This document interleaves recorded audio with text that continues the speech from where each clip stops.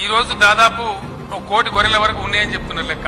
సరే 1.5 కోటి మనం తెస్తాం, 2.5 కోట్లయితే 2 సంవత్సరాలలో 3 సార్లు ఈతాయి గొర్రెలు, 3 ఈతలు ఈతాయి. 2.5 ఇంటూ 3 ఎంతైతే సిద్ధానా 7 కోట్ల, 7.5 కోట్ల గొర్రెలు అయితే. దీనికోసమే తెలంగాణ కావాలనుకున్నాం. ఇవాళ చదువును మనం నిర్లక్ష్యం చేసే పరిస్థితి లేదు. అందుకే మా దళితులకు, మా గిరిజనులకు, మా బలైన వర్గాలకు, మా మైనారిటీ సోదరులకు, మా తమ్ముళ్లకు, మా చెల్లెళ్లకు నా సూచన ఒక్కటే, మీకు నేను ఇవ్వగలిగింది విద్య ఒక్కటే. నాణ్యమైన విద్యనే మీ తలరాతలను మారుస్తుంది. మీ తలరాతలు మారాలంటే మీరు చదువుకోవాలి. చదువు ఒక్కటే పరిష్కారం.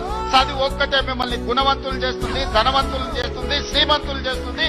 ఈ తెలంగాణ సమాజంలో మిమ్మల్ని భాగస్వాములను చేస్తుంది. ఈ రోజు లక్ష్మణ్ మంత్రి అయినా, కుమార్ వైస్ ఛాన్సలర్ అయినా, ప్రొఫెసర్ కాసిం గారు ప్రిన్సిపల్ అయినా, ఈ యోగితా రాణా గారు వారి సామాజిక నేపథ్యం మీరు తెలుసుకోండి. వారు ఐఏఎస్ ఆఫీసర్ ఇక్కడ చాలా మంది రాణించిందంటే చదువు ఒక్కటే కారణం.